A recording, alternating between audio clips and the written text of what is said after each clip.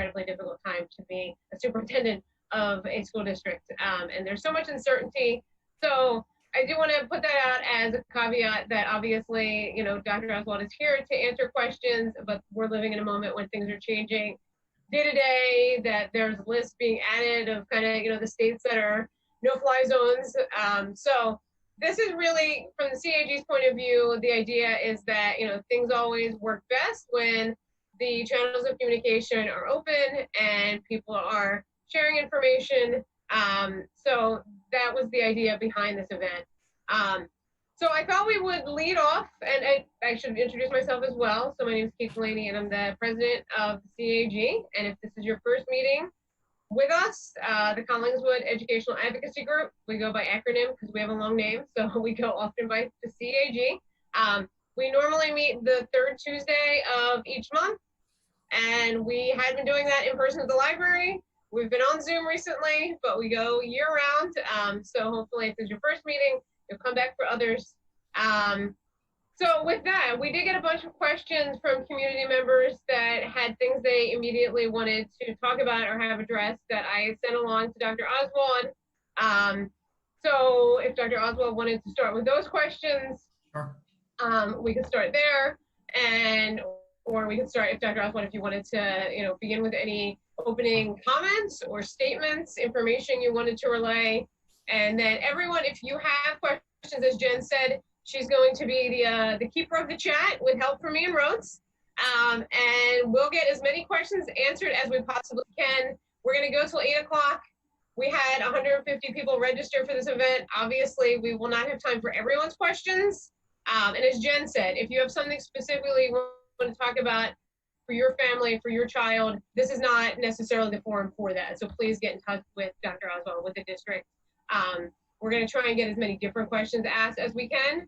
And Rhodes will reprise the role that he's filled before for the CEAG as our timekeeper. So we'll go to 8 and he'll let us know when we're getting close to that time. So we'll do as best as we can to hear from as many community members' ideas and concerns. So with that, I'll turn the show over to Dr. Oswald to begin wherever you like. I can start with kind of a quick review, and I think I explained it a bit in yesterday's the letter that went out yesterday, but a quick review of kind of where we started and where we've come to. And I don't want to waste too much time, but we started our planning back in early June, maybe even late May. We started to plan by setting up some committees before really just about any of the states had their plans out. So I can tell you that as we started to plan our process, not really what was going to happen in September, but just the process of how we were going to get there, Maryland had released a plan. There were a couple other states that had released an outline of some of their thoughts and ideas. So we gathered up those. We did look to other countries, and the experiences of other countries have already gone back, and what they have experienced as students have returned to school. So we did look at all those things. And there were also several professional organizations across the country who were releasing their own plans. There is an organization, a relatively small organization called the District Management Group, which is run out of Harvard. And it sounds like a business organization, but it's not. It's actually a group that focuses on managing educational institutions. I like their stuff a lot, and I went to attended a webinar with them. And their plan, their structure just made a lot of sense to me. So we sort of adopted that structure. We tweaked it a bit to our own needs. But that's how we came up with our groups. So our groups are learning, I say this to people all the time. When the Department of Ed released its guidance, there's the first section, the longest section is called Conditions for Learning. And in there, they include mental health and Lysol wipes in the same section. So that doesn't make a lot of sense to me. So, we have reorganized some of that work into areas that we think make a little more sense in terms of the people we have in the district, as well as their own responsibility in their areas of expertise. So our plans, our committees are student health and safety, which is really our nurses and our facilities folks. Instruction and mental health, we put those two together because we think they're very closely related. So that's our instructional folks, our curriculum people, child study team members, counselors. We have another committee that is really the nuts and bolts of operations, finance, transportation and meals. And then my committee that I sit on, that I lead up, is the steering committee. And our role is really, almost to keep an eye on the other three committees and make sure that their planning is that they're planning in parallel. So one group isn't saying go left while another group is saying go right. So we're taking on the responsibilities of making sure that the plans are aligned, the individual groups are aligned, as well as the communications piece. Um, and there's one other thing, communications, alignment, and equity, and making sure that we're paying attention to equity. So that's kind of how we're set up right now. Each of those groups has between, I'm going to say, probably 8 to maybe 14 members, 14, 15 members on some of the larger groups, really digging in, talking about some of the real issues that we know we're going to have to face throughout the summer and into September. So the groups have worked. We are going to, because we think it's what the Department of Ed is going to want, we're going to take our work and put it back into the structure of what we think the Department of Ed is looking for. And their sections are conditions for learning, leadership and policy, continuity of instruction. Then there's one other one, leadership and planning. We'll make our work fit into their kind of template, their guidelines, but we're going to work. Internally, as in the district, we're going to work according to our setup. So that's where we are now, and that's where we've kind of come to today.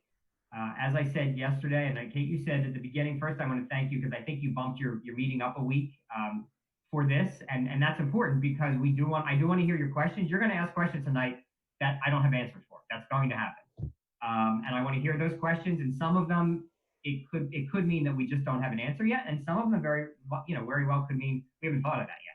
So you'll see me jotting down notes, and I'm going to take some notes. And I think it's important that we get this kind of feedback relatively early in the process. We are a little over 2 weeks out from when the Department of Ed released their guidance. And I think we've made a lot of progress in that in a pretty short time. But we do want to make sure that we have as comprehensive a plan as possible. And we want to be very upfront with people when there are simply things that A, we don't know, and B, that we're not going to be able to manage as a school district. And there are going to be those things. So I'll be very upfront, very, very transparent with you. There are things that we're not going to be able to manage as a district. So from that, if you would like, I can go to the questions that you submitted to me earlier, and I can try to answer those. There's some of them I think we've already answered, so I suspect they were submitted before yesterday, but it won't take me long to review them. The first one that I have here is at the Board of Ed meeting. I mentioned that I would work with parents whose children were unable to return in person due to family members' health, et cetera. And there's a million reasons why people can't return. And that just means, and I think 2 or 3 other people here have asked about a 100% virtual option, kids staying remote, and the answer to that is going to be yes.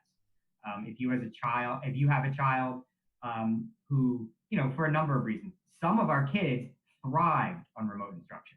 They probably did better than they've ever done before. Some of our students, their families are concerned because the students themselves may be, maybe susceptible, or there may be a family member or, a grandparent, somebody in the family who they're worried about. So we acknowledge that. We recognize those things, those concerns are out there, and there will be an option for students to stay remote. Connected to that, I saw one of the questions asked about, will those be our teachers? Yes. We are not outsourcing our remote instruction to somebody else. They'll be our teachers. We are still working on exactly what that will look like and how that will play out. But we have no plans to go out and find an outside company or hire an automated curriculum company or anything like that to handle the remote instruction. They're going to be our teachers. We've had some discussion. I had a really, really good discussion yesterday with one of the secondary team members about how we intend to maybe proceed at the secondary level, and it may work elementary as well. But those are discussions that we will finalize. I meet with them again this Thursday morning. So those are discussions. We'll have additional answers after Thursday morning. So I saw some of the questions that had to do with the remote instruction. Is an all virtual option? Yes, the all virtual option will be an option. When we did our survey, we had 22, between Collingswood and Oaklyn, between 22 and 25% of our families say they were, I'll use the word committed to remote. They had decided upon remote.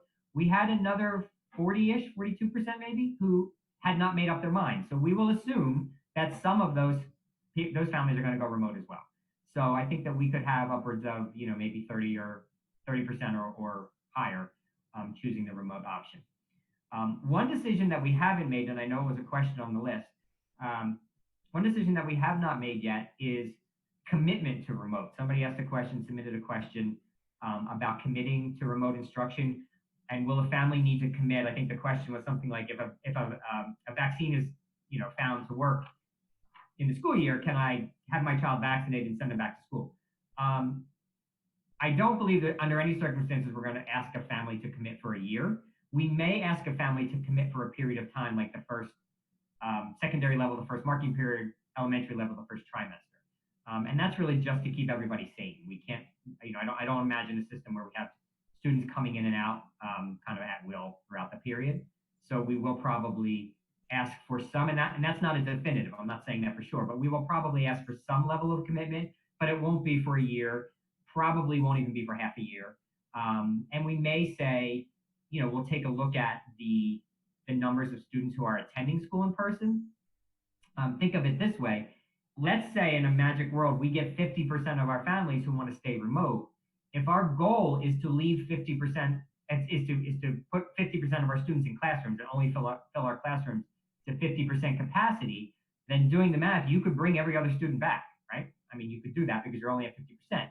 That eliminates the chance that you as a family who chose remote can come back because your child's seat is already taken by somebody else.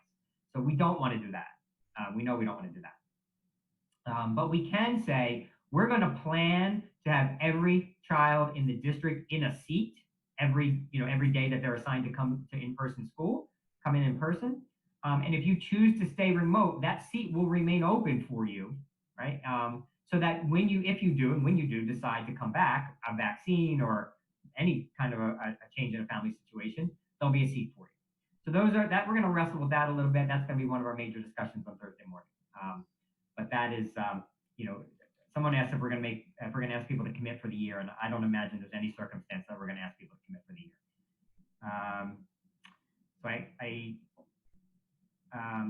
Somebody answered. So I answered the outsourcing remote. That's not in the plans. What would the criteria be for the district to close school? Well, let me go back to remote for a second. So when do parents have to make a decision about having their child do remote? Tomorrow, I'm going to actually back into a time frame of when we're going to start to really release the plan.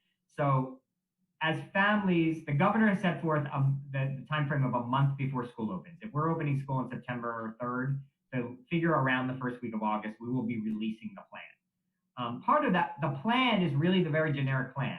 That's not going to do the community a lot of good if you don't know when your child's going to school. To say my kid's going to go 2 days a week or whatever the number is, doesn't do you a lot of good for planning if you don't know what days those are. So I'm going to push that up a little bit, and we're going to hope to release a generic plan, a general plan a little bit earlier, and then really get to the nuts and bolts of which days, how. It's very easy. I'll tell you right now, when we look at our numbers, the cutoff in Collingswood and Oaklyn is L, the letter L. So A to L will be, let's say, the blue team. M to Z will be the gold team. But obviously, we have families where there may be 2 or 3 different last names within the same household. So we also have within Genesis, our student information system, every family has a family code, so we can sort that way as well. So we're going to look at all those things, and then we're going to we'll be assigning families in general alphabetically, but then on the other side, we'll be looking and considering those family codes because we know in a family there are going to be students whose last names are on both ends of the alphabet. So we know that, and we'll be paying attention to that. Somebody asked if students families would all go the same days, and the answer to that is we're going to do our absolute best. So the answer is yes, but I'm not going to say yes that we're not going to make a mistake. We're going to miss somebody. So if you get a notification that says your 2 elementary school students are going on, with the gold team, and your high school student is going with the blue team, just let us know so we can adjust it. Don't complain. Just call us. It is our intent to get those kids in on the same day, but we know that there's going to be a mistake here or there when we do that. So just let us know, and we'll take care of it. So that's a concern that I've heard many times, and that is something we're addressing. When do parents have to make a decision? So we're probably looking at around the beginning to middle of August. I'm going to try to hold off as much as possible because I know the situation around the country is changing so quickly. Um, I'll be very honest and say I'm very confused as to what New Jersey's doing right now. If you look around, everybody else seems to be tightening up. And I know what our data shows in New Jersey today, but I just don't think that the Delaware River is strong enough to hold this thing over the bridge for much longer. So if I find it hard to believe it's not going to come back here, and I'm not sure why we're not putting pause. We're not hitting pause a little bit. And I say that openly, knowing I am not someone who is out of work. I'm not suffering in that way. So I get that part. But it does worry me that we don't seem to be pausing at all. In fact, I think yesterday we opened up public transportation to even more people, and it seems like we're going full steam ahead, and I'm not sure why. But there's also information and data, obviously, that I don't have. But I would be surprised if we don't start to pause at some point. That will surprise me.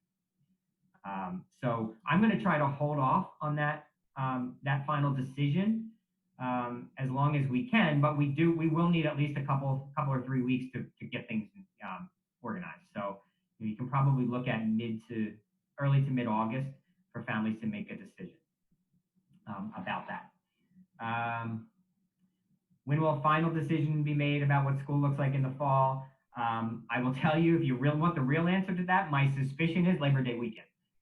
We're going to know long in advance what we planned. It would not surprise me if we heard news from those above us somewhere, just before around Labor Day weekend, if there's really a concern for the safety, a growing concern, an increasing concern for the safety of students. I think in the last maybe 2 days, beginning of the week, you've heard the governor start to, I'm going to say back off, but he started to express some concern that we're not going to be bullied into opening our schools. I think something like that, he said. And that's really the first time that I've heard him indicate that language or say that language. So, I think that there is some growing concerns about opening our schools, and it would not surprise me if some additional restrictions were put in place. Our plan, assuming everything stays the same, I can tell you, let me pull up a date real quick. We are probably looking at, I'm going to shoot for certainly by July 31st and maybe even earlier. I think you're going to know the most important parts of our plan earlier than that. So that's kind of the timelines that we have in mind.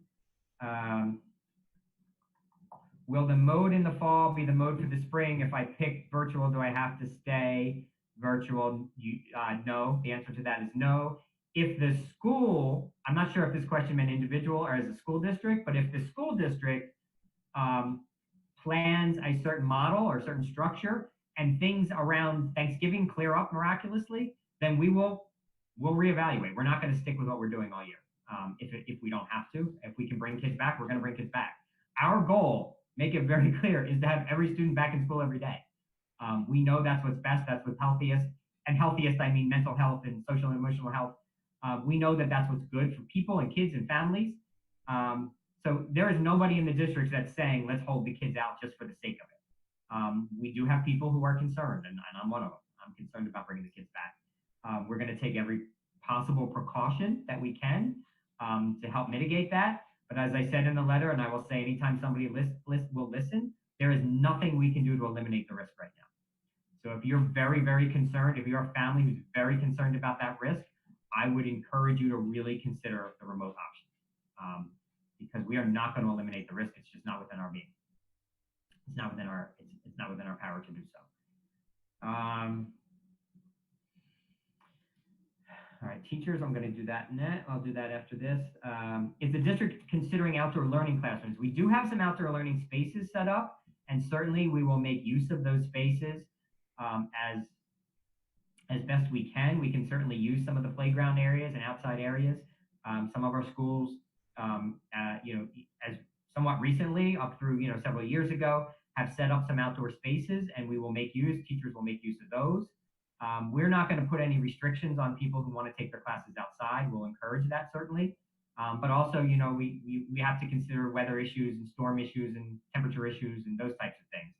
So if kids can be outside and be in a healthy learning environment outside, we're going to push them to do that.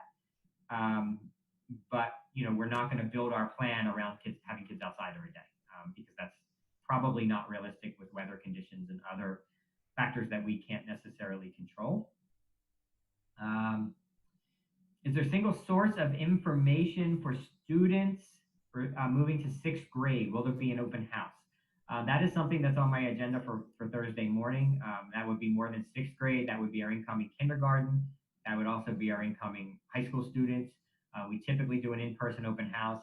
I am not eager to bring in additional folks into our buildings. I just don't think that that's the best move right now. But if we can do something virtually or through video, through a video source, we'll certainly try to do that. And that is on my agenda to discuss with my team on Thursday morning. Someone asked about the decision about closing school. I guess if there's a case or a certain number of cases, our understanding of that is that will be up to the county health department.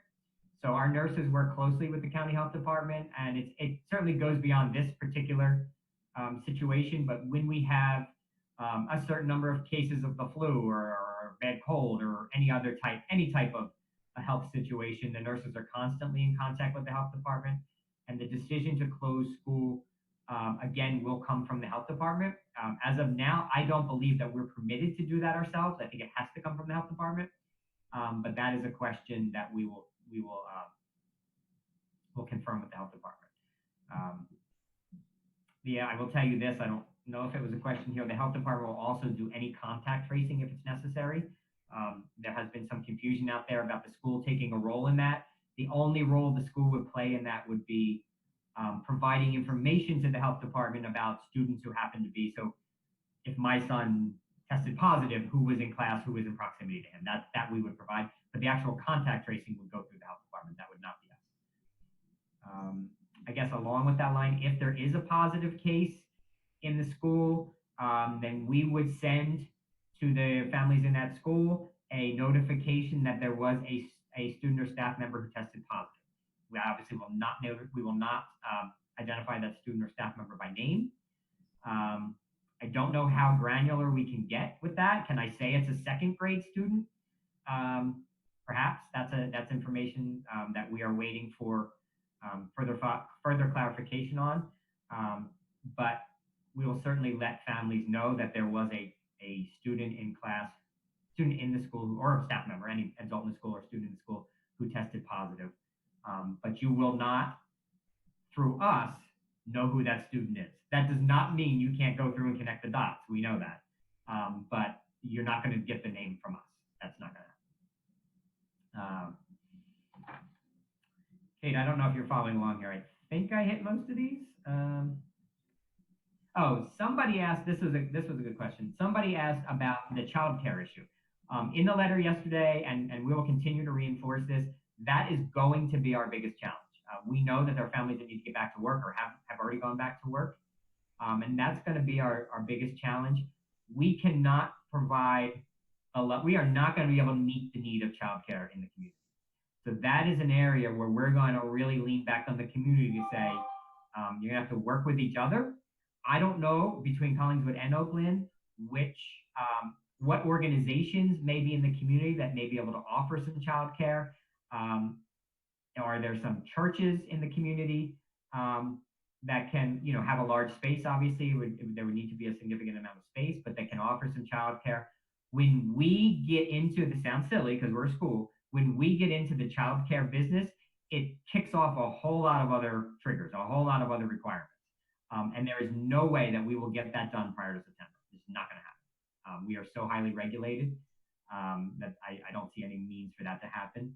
So that is an area, if I was a parent in Collingswood or Oaklyn, and probably, most of the other towns in New Jersey, I would start working on that issue right now, because that's not an area. Just Kids will be available, but I spoke to the Just Kids folks last week. I think at Tatum last year, we had 60-some students, 62, 64 students in Just Kids after school. Based upon their requirements, and they're considered a daycare. They fall under the daycare guidelines. Based upon their requirements, they will be able to serve 20 students at Tatum, and just about all of our schools. So they're not going to meet the need that they met, the demand that they met last year, they're certainly not going to meet the demand that they're going to have this year. So that's an area where I think, if families, if I lived in Collingswood or Oaklyn and was going to do one thing today, that would be it. I'd start working on that issue. As a district, we're going to be able to handle most of the rest of it. But that part is one that I'm going to be very upfront and tell you we're not going to be able to meet that need. So, are there other organizations in town? Are there other organizations in the community, between the communities that can help to fill that gap? It's time to start turning to some of those people and bring that community back together to help with those roles. I think the only other one that I saw on the list was asking about teacher safety and teachers feeling about the plan. I don't know if that's something you can speak to, but. Yep. I was going to get to that last. So there's two questions about teachers. So over the weekend, prior to sending out the letter to the communities, I sent the letter out to the teachers. I asked them to keep it, hold it close to the vest because I wanted I wanted some feedback, and I did receive some feedback. I will say, I've not received any negative feedback. That doesn't mean people aren't talking. But I think that we are following the state guidelines in a manner that is as safe as can be without going fully remote. So I also know that we have on each of our working committees, work groups, that we have teachers who serve on those. All of our association leadership, our association presidents are on those committees. The two presidents are actually on my committee, and we talk through some of the issues. So individually, I'm sure there are teachers with great concern, and just like everywhere else in the world and in the country, individually there are teachers who don't have great concern and probably have very little concern. And I'm sure that we run the gamut in there. So we did do an initial survey with our teachers prior to them leaving before the end of the school year. So much like the initial survey we did with families. So we did do a survey among all of our teachers. We had most of them participate. We had well over 300 responses. And I'm not saying it's not just teachers, I'll use the word teachers, but teachers, staff members, support staff, everybody. And they brought up some really good questions and some good concerns. I believe off the top of my head, we had between both districts 11 staff members who indicated they, for one reason or another, couldn't come back. The survey was anonymous, so I don't know today who the staff members are, but we'll get that information, obviously.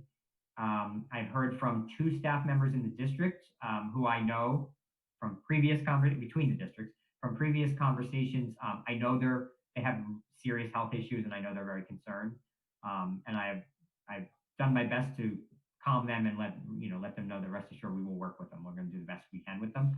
So in terms of immediate teacher feedback on the plan, other than the teachers who are sitting on our committee and serving on our committees, who have given us a significant amount of feedback, we have not done a post-release of the plan formal survey with staff, but that is something we'll do.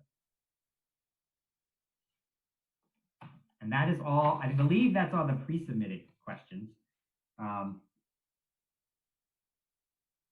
Okay.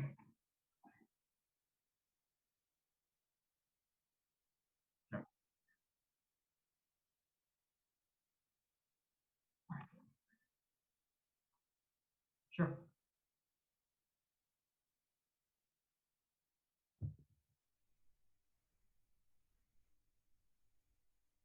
Okay. I'm not, so all of our IEPs for next year should be completed. So when we were virtual, our child study team, our case managers were running virtual IEP meetings.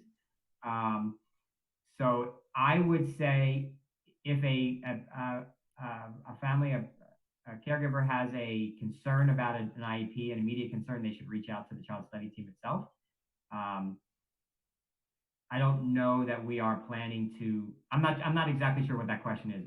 One of our discussion points right now is understanding that the equity piece of this indicate, we know that there are students who thrive under remote instruction, and we know there are students who struggle under remote instruction.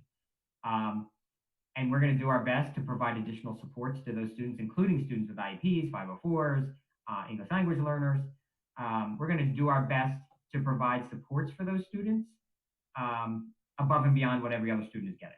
So we know that there are students who will need additional support, and we're going to provide that in some of our classrooms with where some of our students are more involved than others, some of our self-contained classrooms, those are naturally small populations. So we may be able to bring those students in even more frequently than an extra than just providing extra services during the week. If the numbers are limited, and even perhaps one or two of those families decide to keep their students home and do remote work on remote instruction, there may be a time where those students can come in 4 days a week, and that's something that certainly is on our radar. I think I know our strategy at this point is going to be at the very beginning to start conservatively, bring kids back by a schedule, and then really look at what's working, what's not, and do all this very quickly, but what's working, what's not, and try to serve as many kids, particularly those kids with additional needs, that we can serve. So that's a kind of addresses some of the students with IEPs as well as students who have other learning learning needs, the specific learning needs. But if a parent has a specific question about an individual student's IEP, I would encourage you to reach out to the team or to the case manager. Just on that note, really quick, we had a caregiver who asked if kids already have IEPs, when do we have an opportunity to plan for them? So would there be like IEP meetings, I guess, maybe before the start of the fall academic year? I don't know that. I mean, the IEP process itself is a probably 3.5, 4 month process in the spring. So we're not going to redo. We don't have the capacity to redo IEP meetings between now and the start of the school year.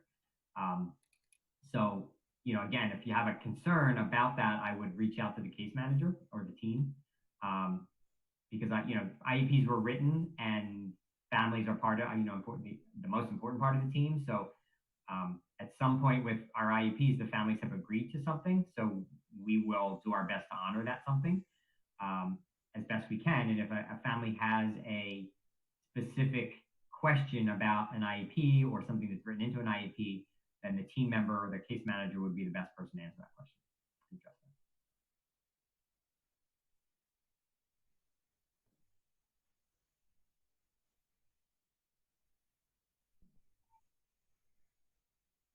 Mm-hmm.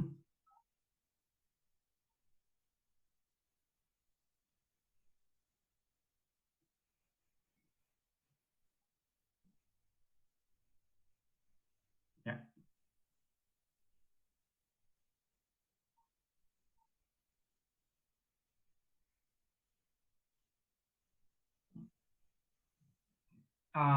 So we have discussed some coaching opportunities, and by coaching opportunities, I'm talking some video coaching opportunities for our teachers. So we had some teachers frankly, who just thrived on remote instruction.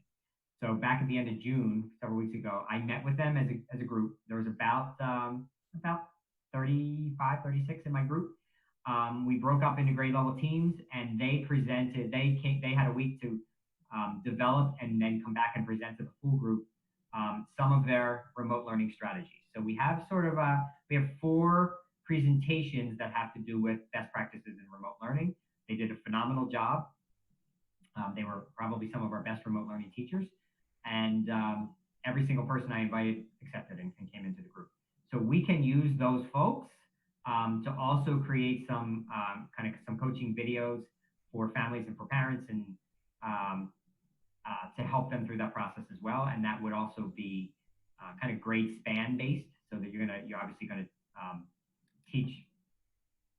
You're going to work with families of younger students differently than you would with middle school or high school students. So that is something that we've discussed. We're going to do the same thing with our own teachers. So just as we had teachers who really thrived, we had teachers who struggled. So we're going to work with those teachers toward the end of the summer as well to kind of bring them up to speed and share some of those best practices.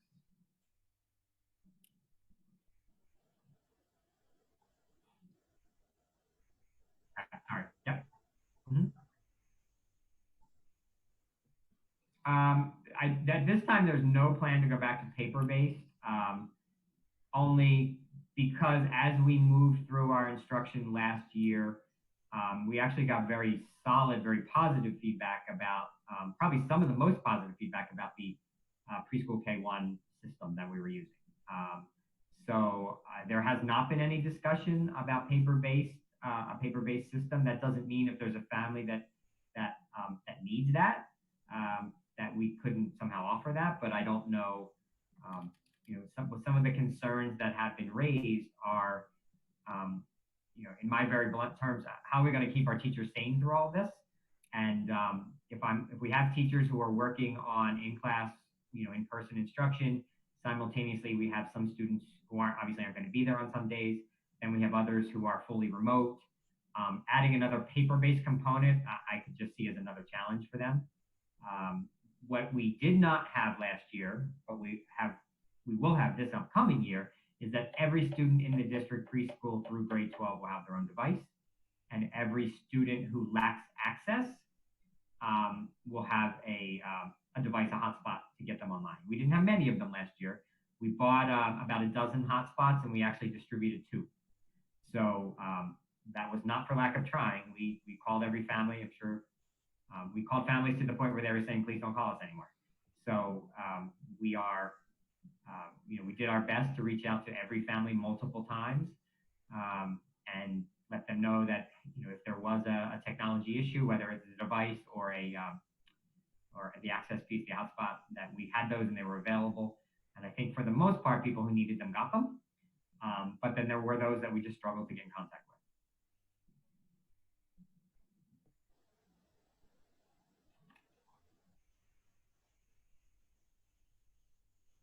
Sure.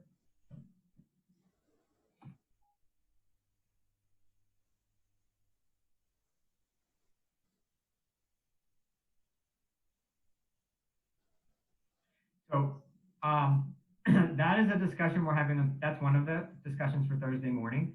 The discussion I had yesterday at the secondary level was pretty much figuring out a way to do just that. So I had a little bit of a debate. In my mind, I'm going to teach chemistry lesson A on let's say on a Monday, and then I'm going to reteach that lesson for the kids who are with me on Tuesday, a different group. What we talked about yesterday was almost running, having the teacher, which I think makes a lot of sense given the uncertainty and the many different ways students will be learning, is to have the teachers prepare their lessons, prepare videos, instructional videos, and start every period, every class period, start every period with that video, so that the students who are in class would do in education, we call it a mini lesson on the topic of the day. And then there would be opportunities for both the students who are live in person and the students who are at home to ask questions, chime in. Sounds really good in theory. How does it work out practically? Not sure. So that is a discussion that we're going to have. We have not discussed that at the elementary level. Will that work all the way down to kindergarten, preschool? Maybe. But that is a discussion that we have had is, we have to really be ready to pivot at a moment's notice. So what I would like to do is develop a system that would allow us to pivot. I think we're going to have to pivot, to be frank. And I think there's going to be a point in the year where we're going to go remote again. I could be wrong. What I don't want to do is when we go remote, redesign a whole new system again. So I would rather have a system that can work reasonably well under both circumstances, the hybrid or the remote, so that we don't have to, kind of retrain people on the norms and the structure of the day. So what we are talking about, what we discussed yesterday, and we will discuss more this week, is really looking at teaching via video with an opportunity following, like the mini lesson itself would be via video, whether I'm in class or at home, I'm watching that. If I'm a student who's 100% remote, I can watch that every day. I don't have to come in. And then offering an opportunity to do either live in-person instruction or question and answer work, or at the same time having a mechanism to allow students who are at home to do the same, to ask questions and get some clarification. So that's what's on my mind, at least since yesterday. But I will have more information on that by the end of the week. Since Jen asked about that issue of kind of what the day looks like remotely, I did want to tag on to that idea. There was a question someone asked, what is the 2-day school day look like as of now? Like hours, stop time, start time, et cetera, I think speaks to what you said, Dr. Oswald, about childcare. Yep. So is that something that you know at this point? I don't know definitively, but I will tell you we're looking at a window in the morning. I'm going to use times. Don't hold me to these times. They could shift a little bit. But let's say in the morning at the elementary level, we would have, because that's where most of the child care concerns are. At the elementary level, we may start between, say, have a window of students arriving between 8:30 and 9 o'clock. When students come in, we will send out to every family a kind of a family checklist. Go through these 5 questions, whenever they're on the checklist before you send your child to school. If you answer yes to any of those questions, keep them home. Stay home that day.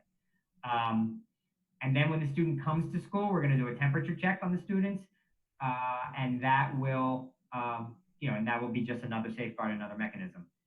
And once we do the temperature check and everything clears, we'll get the students into the building. Obviously, that's going to take a little more time than just show up for school and go to class. So we're going to have a window in the morning to keep people distanced, as well as to provide our staff with some time to get through that process. So if we look at, say, 8:30 to 9 o'clock window, and 9 to maybe 9 to 1 in that range would be the school day, the 4-hour school day, and then 1 to 1:15-ish would be the dismissal time. Obviously, we don't have to screen kids at dismissal, but that would be dismissal time through that window. Again, not letting all the students out at the same time in an effort to keep them distance during that less structured time when they're going to be moving out of school. So that's what we're thinking in terms of the school day. If you are a Just Kids family and you're using Just Kids, they will start at that time. So your child will stay in Just Kids. They'll start at 1 o'clock, 1:15. And the high school, middle school, and high school would probably be a half hour-ish early. So they'll just run a little bit earlier than that, but the same type of structure.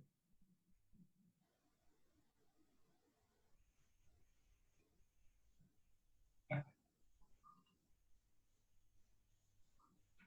Mm-hmm. Yep. Yep. Yep. So Just Kids, so we run under the Department of Education. Just Kids actually runs under the Department of Children and Families. And their restrictions, which are the same as those that we have in like summer camps that are going on now, their restrictions are actually even more stringent than ours. So they will be doing, our guidance is that when a student comes in, we take their temperature, we're not writing it down. We're screening you and sending you on. You're on your way. Their guidance is every student you screen, you have to write down and then submit to some state database. As soon as we write it down, it becomes a medical record, and we're not getting into that business. So we're going to screen kids, and obviously, if a student comes up with a fever, that'll be a concern. We'll pull the student aside and call the parent back, and hopefully, with the elementary students, the parent will still be there as we're doing that, and then we'll manage that. But Just Kids actually has an even more stringent set of requirements. So those kids will be screened. I will say. I am very concerned. So in the past with Just Kids AM care, morning care, we have had it. Last year we held it at Tatum and at Sharp. The Tatum students, I may get this wrong. I believe the Tatum students, the only students who were at Tatum were kids who went to Tatum because there's a large number there. The Sharp students could have been students from any school. And then at the end of Just Kids in the morning, we bus them back to their other schools. Not a lot. There's not a lot of them, but there are some that get bussed out. That is a huge concern right now. So I don't know where we are with the morning care. I know that we can do Just Kids at Sharp and at Tatum. I don't know that we can do Just Kids anywhere else. And I don't know in the morning. And I don't know the fairness of saying only the Sharp and Tatum students can have Just Kids in the morning. So that's a question that we have to kind of debate internally. Just Kids is ready to go. They're ready to go with the morning, but they cannot do morning in every school because there's not enough students in every school. So we could do another, we certainly can do another survey to see if, given all the craziness, there may be more families that need the Just Kids morning in each school and make it possible to do it at each school. That would make me much more comfortable. But I don't, transportation and as easy as transportation is overall in Collingswood, that idea of putting kids on buses and mixing, commingling different schools and groups of kids and taking them out of cohorts and all that kind of stuff, it scares the daylights out of me. So that's a discussion that we're really going to have a deep discussion about.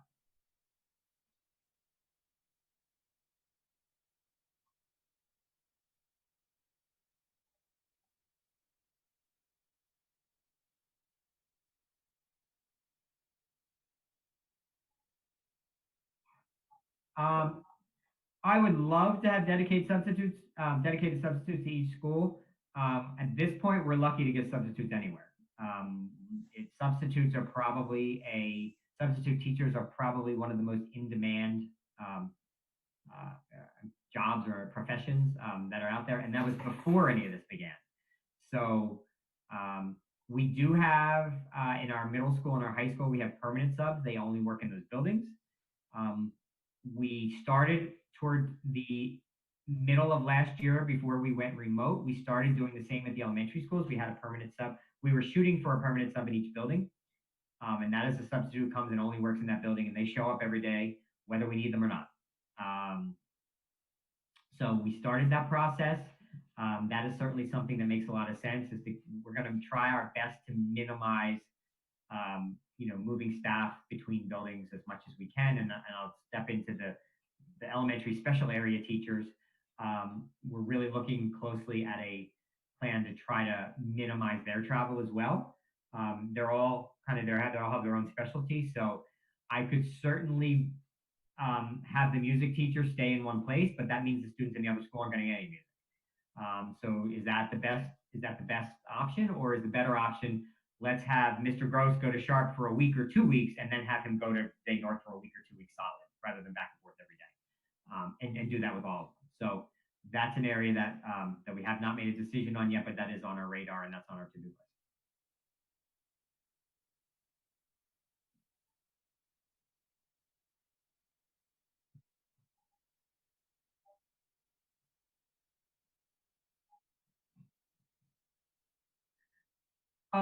There are two areas where probably caused the most disagreement inside the district last year. And very fairly so.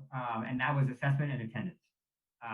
So that's an area that is on our list of these are things we have to tackle and get better at. So I do believe there will certainly be assessment throughout this school year, no matter what it looks like. I don't know that assessment is going to look like the typical test that we as adults may be used to. The assessment could certainly be a teacher assessment of the student's understanding.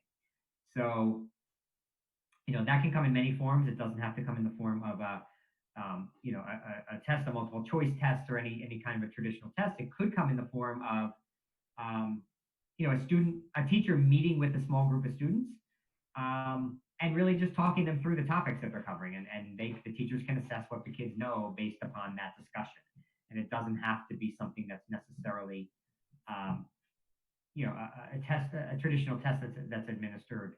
Everybody's taking the same test on the same day type of thing. So assessment will be part of the plan this year, and students will get feedback. Now, our report cards in Collingswood at the elementary level, at least, have always been somewhat standards based. We don't give A, B, C, D until we get to the upper grades. I suspect that will expand. We'll probably have more standards based information to be shared. That's more difficult to do at the middle school and high school, and certainly at the high school, where no matter what instruction and assessment look like, students will be developing grades for college and GPAs and all that kind of stuff. So there is that piece that we have to factor in. But certainly this year, unlike last year where we focused on wellness, we're going to keep wellness at the forefront, but we also understand that we have to assess our kids and we have to know where they are. Sorry about the loud mouth there. Can I jump in real quick? I see a couple questions or several that are about extracurricular activities, and if there will be any, and if so, if there will be busing and things of that sort. So that's kind of two questions. Would there be sports or other extracurricular, and if so, how would transportation work for that? Okay, so let me talk about kind of the different areas. So with athletics, middle school and high school athletics, We fall under the NJSIAA, and we are following their guidance. They are not beginning, they're not even planning to begin athletics in terms of competitions until the beginning of October. So that's already been pushed back. I can't tell you right now that that's going to happen in October either, but that is their plan. They have at least delayed till October, which I think is a very smart move. They have finally landed on the page of we need to get schools open and worry about teaching and learning before we worry about the athletics right now. Co-curricular activities, we are pushing off until at least October 1st. We're not doing anything until October 1st in terms of co-curriculars, and that can be anything from music to clubs that happen in our schools. That's not going to happen until October 1st, and prior to October 1st, we will reassess those and see where we are. We're probably several weeks out before October 1st, 8-10 weeks out. Things may change dramatically by then, so we're going to reassess it October 1st. A couple other things, field trips will not happen until at least February 1st. This is off the top of my head. Outside groups using our facility, not going to happen until at least February 1st. I thought there was one other. School pictures will be delayed if they happen at all, but we're not going to rush those at the beginning of the year. So some of the things folks become used to and become accustomed to aren't going to happen. Certainly not at the normal time, the regular time.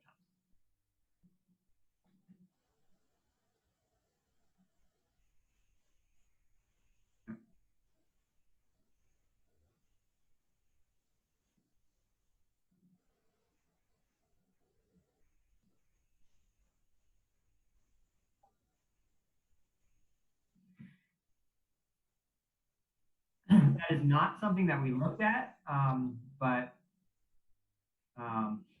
that certainly could be an example of a kind of a co-curricular activity that could certainly happen remotely. So I can write that down. I will say, going back to the extracurricular stuff, that we have a few of our teachers over the summer who have taken advantage of some free online learning opportunities related to how we may be able to conduct our things like our middle school musical. We had one of our teachers do a workshop last week about doing the musical via Zoom, and it's obviously a whole different world, but according to him, it worked pretty well in the sample at least. So he was pretty excited about that. So there's just a lot of things that we're going to have to look at differently. If we can do those things, we will absolutely do them. But right now, to be frank, I'm worried about. I'm focused on the academic and social emotional learning. That's what we have to get off the ground first, and then those other things can fall in because sports and musicals and band and all those things are a huge part of our social emotional learning program. So we have to try to get back to those. Our music department, I will brag about them every chance I get. I think they're the best music department I've ever worked with in my career, and they're creative. And they did some wonderful things last spring without any notice. So I can imagine that they will continue to do some wonderful things moving forward.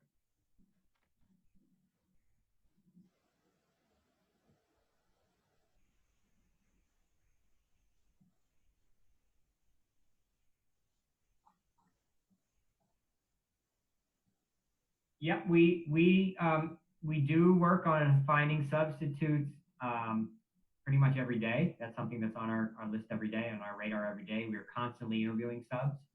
I can tell you one of the challenges we face right now is that since March, the Department of Ed has not processed one substitute certification. So we have back in March, before any of this happened, we had folks who came in and interviewed and were ready to roll. And we sent their paperwork in. It's about a month, I guess, to get processed. And we have not seen any of that back yet. So that will be a challenge. That'll be a significant challenge, but we do go out and search for subs. We do it all the time. Anybody in the room who teaches anywhere is going to be aware of that challenge. That's not a Collingswood challenge.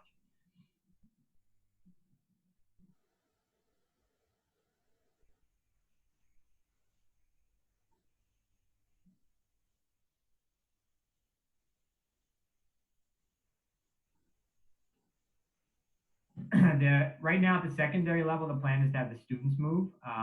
We will try to spread the students out in terms of their movement. They're really, at least in my experience and anything that I can wrap my head around, I don't see a way that we have our there are far too many permutations of classes that students choose at the secondary level to say, I'm going to sit a group of 12 kids in a room and put in a math teacher and then a science teacher and then, because as soon as I start, my first period, I'll get right. The second period, if I start with English class, ninth grade English, when they leave ninth grade English and go to ninth grade math, they may go to 3 different math classes. So I cannot wrap my head around.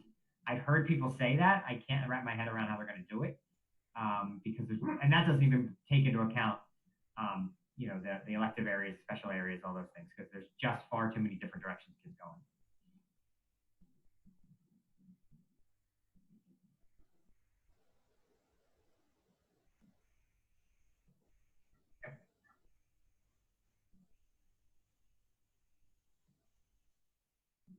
What features are we looking for?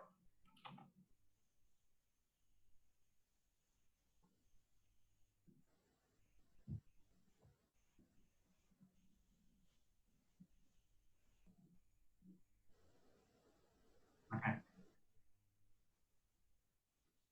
I mean, Genesis is our student information system. It's the most popular SIS in the state. Anything that it can do, we can certainly activate. I do know, I think it's safe to say that when we have families choose whether they're going to do some in-person instruction or stay remote, we probably will do that through Genesis. There's a way for parents to log in and make some of those choices. So that probably will happen through Genesis. It certainly would make it easier, I think, for everybody. But we can, if folks have specific features they'd like to see in Genesis that we're not providing, they can shoot me an email and I can look into that. I mean, I use Genesis every day. I do not believe, I do not pretend to be the expert on it. So. Okay.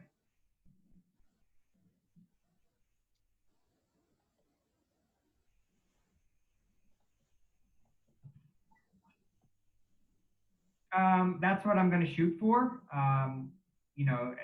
Understanding that, and I think it's important, and we'll explain this when we send it out, that's going to be a very preliminary assignment, because here's what's going to happen in real life. I'm going to send that out. Number one, we're going to miss some of the family codes, and a couple, not many, but we'll miss a couple of them. And those families are going to call and say, I need my students to all be blue, and we'll make that happen. Then we're going to have folks who are totally different ends of the alphabet that say, this is really great, except my name is Mrs. Brown and Mrs. Watson is going to watch my children when I'm not in school. And they're going to be opposite days, and that'll be, so we'll try to work with that. And as we collect information from families, it was good for me to see with our last parent survey, the largest group, when we asked the question about which days, if we were to be fully remote on one day, what day would you prefer? The largest answer was it didn't matter, which suggests that we have at least a significant number of families who there's someone home every day.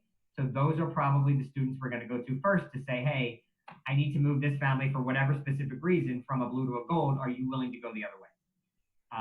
Because if those families that have the most flexibility, we're hoping, and perhaps not have siblings to rely on, that we're hoping that they will be cooperative and kind of go the other way in terms of moving to the other team or the other days of the week. And we'll do our best with that, but that's going to require, we've done this before, and once we send out an assignment, kids are going to talk to each other and get online, and they're all going to say, I'm a blue, or blue, and then we're going to have to break up the blues, and we just need to take a deep breath and realize we're going to get through that. We just need folks to be kind of rational about that and understand that certainly having your students in school with some of their friends is important, but there's also the opportunity to make new friends. So, we need to really take care of our families. This looks like more of a statement maybe than a question, but lots of people just saying that they appreciated live classes when it was remote, saying that was advantageous for secondary and elementary level. I would chime in that, for my son, the live classes were great in the spring last year. Is there any plans in particular around that? So I think what we're thinking is to do, and I'm going to say, like, to do the mini kind of video lesson but then providing opportunities for live, I'm not going to say live instruction in terms of I'm a teacher on a video, I'm a teacher on a camera at a whiteboard, but alive in terms of live interaction, then absolutely. The live interaction will be part of it, but that is not, um, um, I think the actual initial instructional mini lesson piece will probably be via video because that's something everybody can take advantage of. And the other piece that we have to keep in mind is no matter how much we'd love it to be, if I do a live lesson at 9 a.m. And I'm a young person who has to go into the office with my parent, with whoever I'm going with, I may not be able to get on at 9 a.m. Right? There's a lot of reasons. That's one sample, but there's probably 100 different reasons why I can't get on at that time. So having the videos available for students to access when they need it, I think is just good practice. But there will be, if by live lesson we're talking live interaction with the teacher, then yes, that will be available.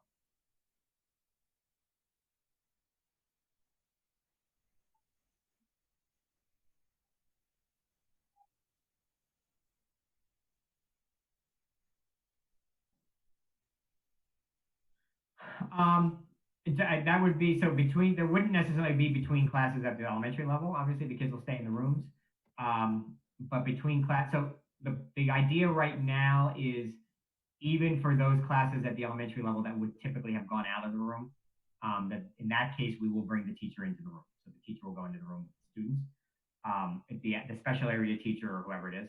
At the secondary level, there's not enough staff on earth to clean every class in between students. So that's gonna lean. We're gonna have to lean heavily on the kids themselves and the staff in the room. There's just no other. There's no other way around that. We, we have so financially, we in Collingswood received about $330,000 in federal CARES money, and as of Friday, we lost 160 some thousand in state aid. So, we're up 100 some thousand, which sounds like a lot of money. It's not a lot of money. It goes quickly. So, in providing access devices to every one of our students in K through 12, um, providing all the PPE that we're going to need, providing all the hand sanitizer, all the hygiene and sanitation stuff. Um, that's a lot of money. And anybody who's gone into the store recently understands that nobody's running a sale on hand sanitizer today. So, businesses are taking advantage of the situation, sadly, but they are. And if we're going to stay safe, we're going to have to buy it. So that money has gone quickly. We did look at today. I don't know if we kind of pulled the trigger and hit the button, but we did look at today. I'm going to use the word desk barriers for our students. So every desk would have a barrier around it. It's just another level of protection. I hear people talking about masks all the time, and I would love for every student to come in and wear a mask all day. That is not going to happen because we are not going to keep a mask on kindergartners for 4 hours a day. It's just not realistic. We can push for it. We can try. We can do our best. Our other option is as soon as the student takes his mask off, we throw him out of school. Nobody wants to do that. That's ridiculous. So, there's the theory that we have. There's lots of stuff written in the CDC guidelines. There's also what is manageable in a school and what we can really expect from our young people. And we have great kids in Collingswood and Oaklyn. They will pretty much do anything we ask them to do. But there is a level of, I am so uncomfortable now, I can't keep this mask on. So, we'll have some shields. We'll have face shields. We'll have some of the barriers. So we're going to provide options for our students to keep everybody as safe as possible. But I think anybody who tells you that kids are going to come in and wear masks all day long, I just don't see that as being realistic. Maybe they'll surprise me, but I've yet to find a teacher who says that's realistic.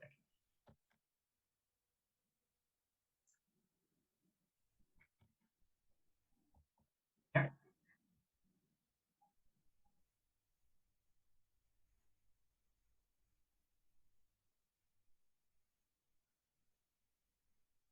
Um, we have not started a fundraiser for those types of things. I guess that's an area that I could, I could maybe get some feedback from the group.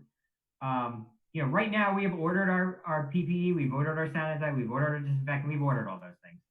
Um, but, and I think one of our challenges, we've ordered them. Our latest estimated delivery dates are mid-August. So if they arrive in mid-August, we'll scramble and get everything where it needs to be. If there's a delay, that's a problem. These things are running 8 weeks out. So we ordered them a while ago. But we have not planned any fundraisers for those types of things. We certainly can do that. The other option we can do, we are looking to, at the elementary level in particular, come up with standardized supply lists per grade level. So that second grade at Zane North and second grade at Sharp are not going to be different supply lists. We can add in there hand sanitizer thing, little things, hand sanitizer to bring in just to add to our supply. I don't know if that's easier than doing a fundraiser and having, just using it to buy it. I don't think that we're going to get better pricing. Traditionally, I would say let's do a fundraiser, we'll get better pricing. I don't think that's going to happen in this era. So, I can tell you PPE emails, I probably get 600 a day. So I spend most of my day hitting delete to delete them. But there are, plenty of people who want to charge a lot of money for hand sanitizer.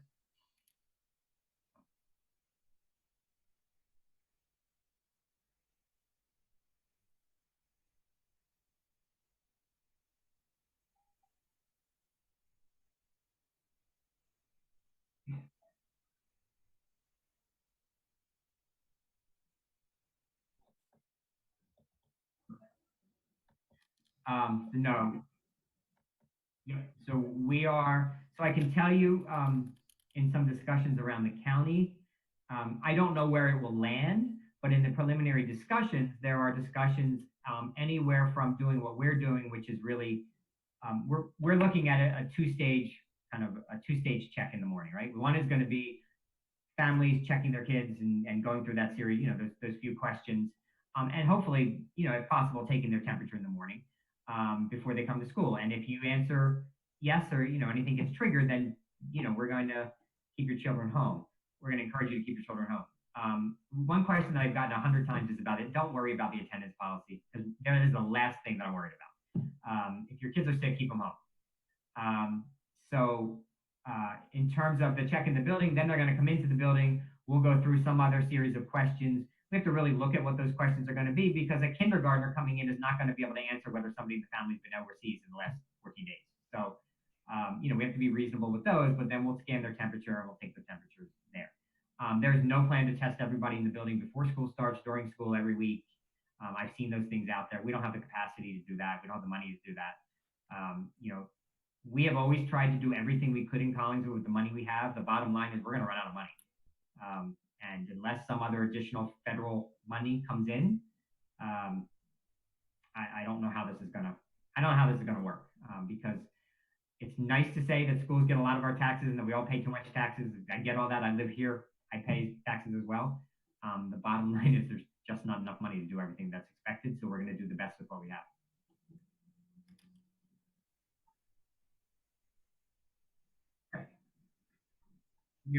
We are looking. Yep, we're looking at 3 or 4 of those, 3 or 4 apps. Um, you know, in Collingswood in particular, Oaklyn a little bit less, but still to an extent. But in Collingswood in particular, we have an incredibly diverse student body with a diversity of what families have access to. So it's difficult to put together design a one size fits all for the families. In this particular case, I think I'm right now on the page of I feel a little bit better if we take our time in the morning and just do it. Obviously everyone who's doing any type of screening is going to have the appropriate PPE on, but just do it so that we know it's done and it's done right. We have districts who have had discussions, at least in the county, of leaving that screening process 100% on the family, and at school nobody's screening anybody. I'm not comfortable with that either. I think that we have to have at least some level of checking as kids come in. Because reality of it is some of our families need to get to work, right? Parents need to get to work and they may overlook a sign because they need to get to work. And that's real. And we get that and we have to respect that, but we also have to respect the safety of everybody else, that student and everybody else in the building. To piggyback a tiny bit real quick, sorry, Jen, about the attendance issue. What about for teachers? Will there be any adjustment to teacher attendance policy to allow for quarantining or caring for kids whose schools are closed? So that is my morning tomorrow. So I have probably about 20 pages of stuff I have to read in terms of regulations that have come out as part of the COVID issue, and things that are already on the books, and FMLA and FLA, and how those things are kind of all coming together. I don't pretend to be an expert in that yet. I will be, I guess, pretty quickly, but that's an issue that we have to address, because we certainly don't. Our teachers work hard, and they're good people. We don't want to penalize anybody unnecessarily, but if anytime somebody doesn't come to work, anybody at any time doesn't come to work, no one's going to learn anything, and this whole system's going to collapse pretty quickly. So there has to be a mechanism to be kind of reasonable with all that. So we're going to dig into that. That's my to-do list tomorrow morning.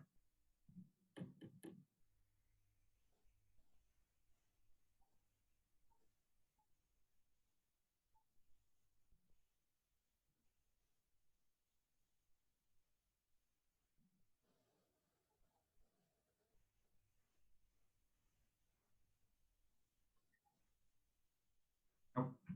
We have not had any. We have not dropped any classes. We have. I think the classes that you're looking at probably changing the most and maybe not being able to run as normal would be your music classes, choir, band, because you just can't have kids blowing into instruments and singing, and that's just too dangerous. So those things, I'm not suggesting that class won't run, but the class isn't going to be what you would traditionally expect from the class. But other than that, in my head, off the top of my head, I'm not thinking of anything. But there are small things. If you look at our TV production program, which is pretty popular, kids talking to mics all the time. They're always on mics. So we have to account for that. And how are we going to manage that? Because we can't have people sharing mics and all those things. That's kind of the granular level that's really going to rely heavily on us training our teachers to know what to look out for with what they usually do. Because it's hard to break people of their habits and what the norms are.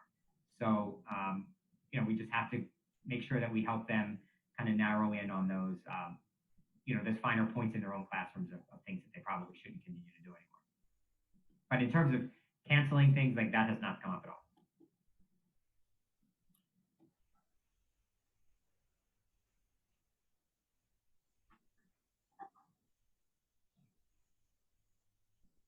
Mm-hmm.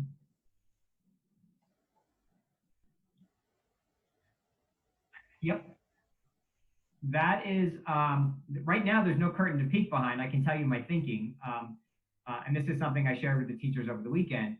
I am overly concerned. I'm very concerned about our teachers' well-being. If our teachers aren't well, they're not going to do well for the students. So I'm very concerned about their well-being, and not driving them crazy with this stuff and keeping them sane.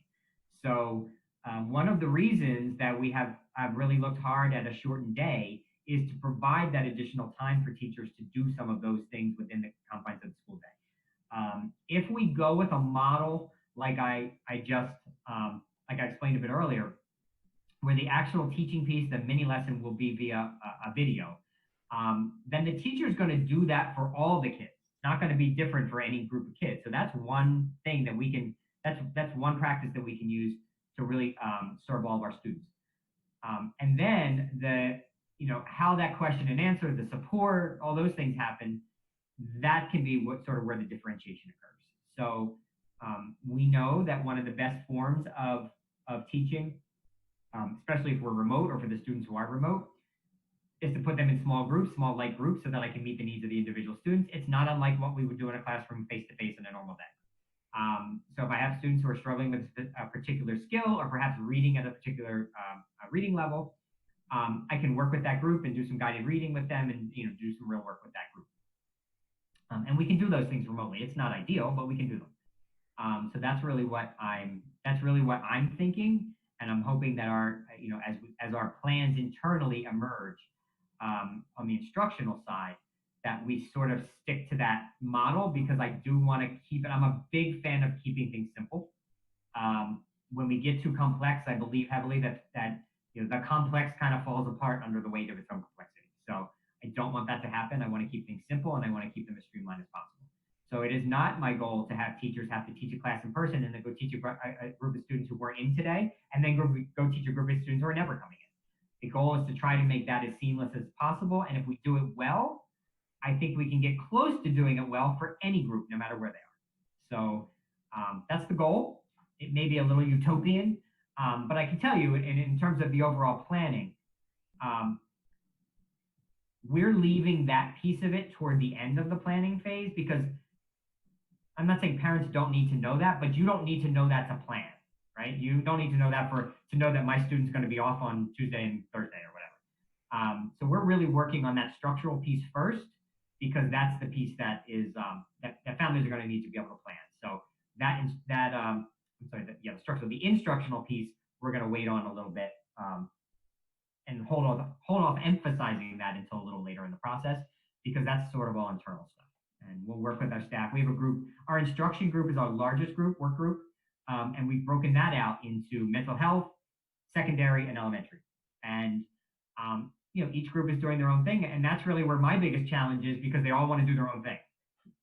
And what teachers do, very understandably, is teachers plan to teach for their classes, and the teachers don't often, unless they're also a parent who is on the receiving end, they don't see that while all of my kids might be using Google Classroom, and my colleague next door might be using another LMS, and my colleague on the other side of me might be using a different LMS. For the teachers, they're just doing one thing. But for the parent and the students on the other end, they have to deal with three things. So, we have to keep that in mind. And I'm always the one that's kind of in their ear reminding them that we have to stay consistent and really keep things simple. We have to keep things simple because everybody comes to it. You mentioned much earlier about a little bit of training for parents. Everybody comes to this with a different skill set. Some of our parents are teachers and they do phenomenally. Some of our parents would never dream of being a teacher. And they're going to struggle. So we have to keep things as streamlined, as simple as possible. And I think that that's also important to do for our teachers.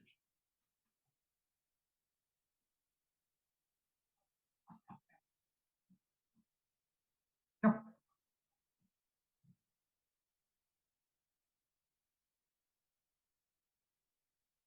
We're going to do our best. And part of that, I don't know if I mentioned at the beginning, is really that scheduling piece as well, is to provide them with the time to do that without going crazy.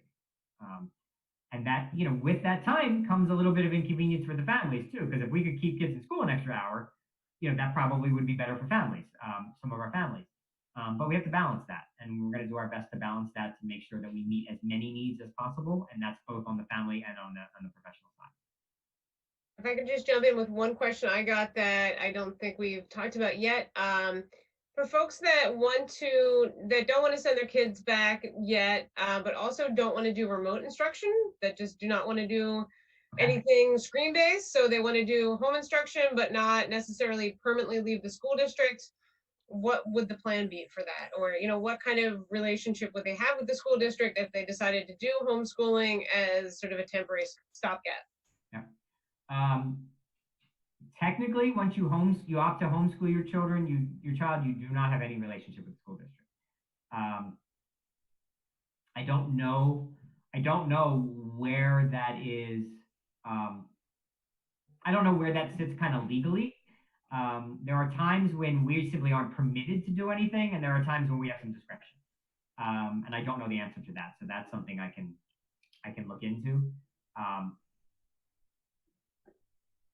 I don't know that there would be, I'm just thinking out loud now. I don't know that there would be, I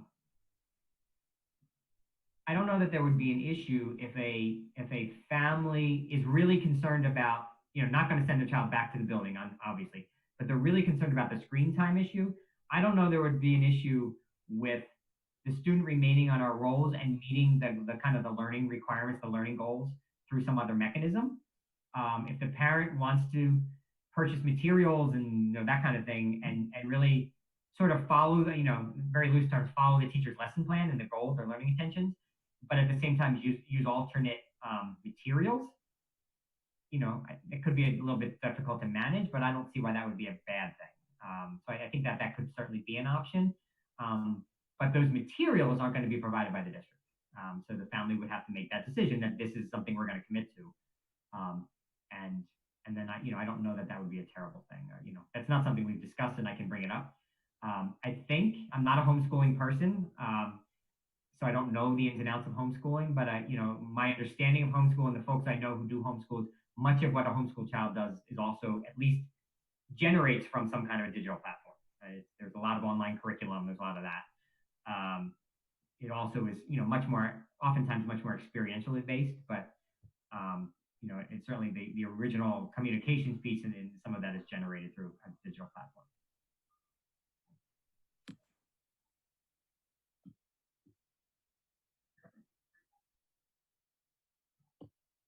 Mhm.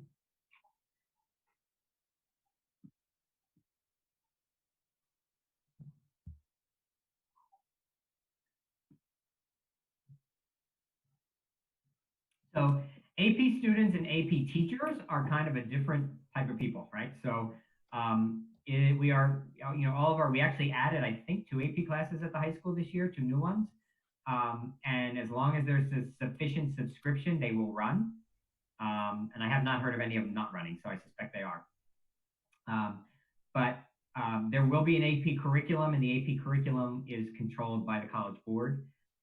Last year, the College Board did modify how it assessed the kids. It was remote, and I think the assessment in general, the AP tests were a bit different. But the AP curriculum is not something that's necessarily under our control, so we would need a means to get through that. And that could mean that our AP teachers, our AP students are coming in maybe a little more frequently. I don't know the specifics of that, but I do know that the AP issue has been brought up among the secondary group, and they're working on it. So, and part of working on it isn't, hey, let's cancel this class or dial it back. These are the goals. These are the goals of the class. These are where we want to get the students to, and now we just have to come up with a mechanism and a plan to do that.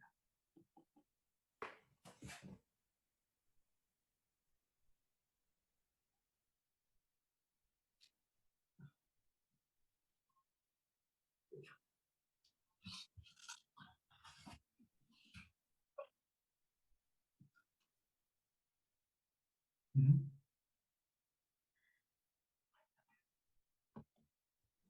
So that's kind of today. That's sort of the $1 million question. And I say how far down the rabbit hole do we want to go? Because everybody, I believe, everyone has come in contact with somebody who's come in contact with somebody who was positive.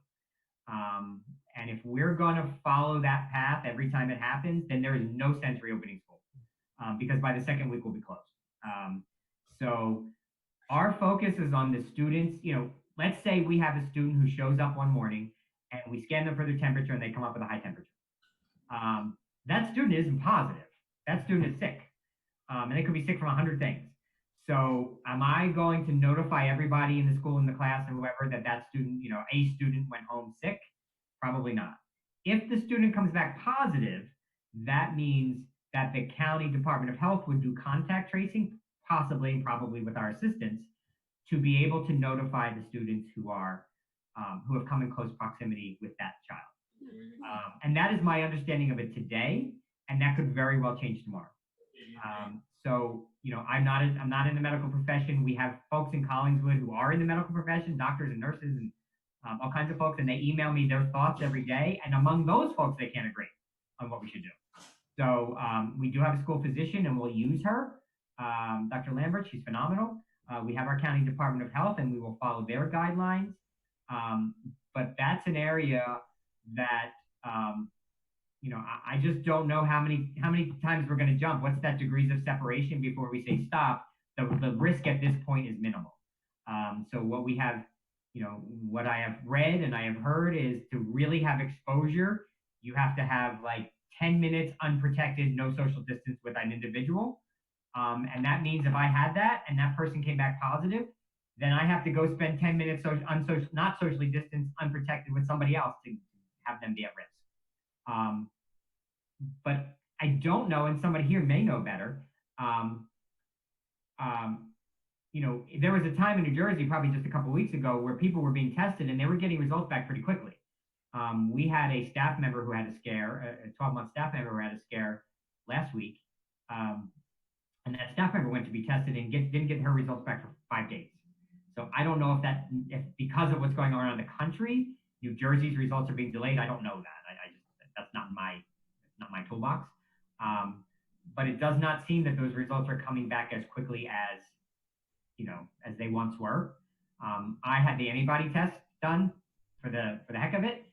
Back in April, I didn't feel well for a couple days and I stayed home for a couple weeks to be safe. And I never really got sick. I just didn't feel well. So I went and got the antibody test done a couple weeks ago. I got the results back in less than 24 hours. And that was great. I don't know what the timeline is now, and I certainly don't know what the timeline is going to be in September in terms of how quickly those results are going to come back. So we're going to have to get really specific guidance from the health department and then run that guidance by our school physician to make sure she's comfortable with it. In terms of what we do, there's two different scenarios. Somebody, or there's several different scenarios. Somebody tests positive is probably the easy one. We know what to do there. But if somebody was with somebody who tested positive or somebody just doesn't feel well, what do we do? And that'll come from the health department.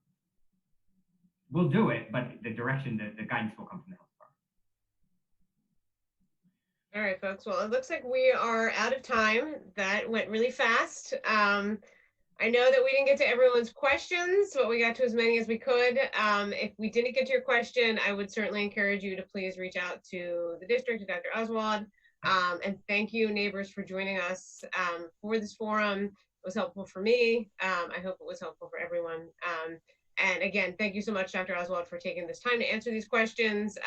Someone suggested in the chat about doing this again, and we are certainly open to that possibility because, again, things are changing rapidly. Anything else you would like to say? We have like 2 more minutes. Any final? No, I am absolutely, I'm open to, as we get closer to kind of the go time, I'm open to doing it again, because I think, it's frustrating for me when I'm not used to people asking me questions for which I don't have answers. So right now, there are questions for which we don't have answers yet. I will tell you, I'm very, very far off the record. I'm surprised that we're still going back. When you see what's happening around the country, it surprises me that we're still going back and that's still in the plans. But we're going to plan for what we need to plan for, and we absolutely understand that there's more to going back to school than just the health component is the most important one, but there are other components in there too in our families with our families. So we're taking all that into consideration, and there's not a day that goes, but there's not a minute that goes by that we're not talking about it. So we're working. All right. Thank you very much. And yeah, everyone, feel free to, Jen will have this up, I'm sure, very quickly on our Facebook page. You can also sign up for our newsletter. We have a website, so there's plenty of ways to get in touch with us. And again, we appreciate having this conversation with all of you. Okay, thank you. All right, everyone. Sure.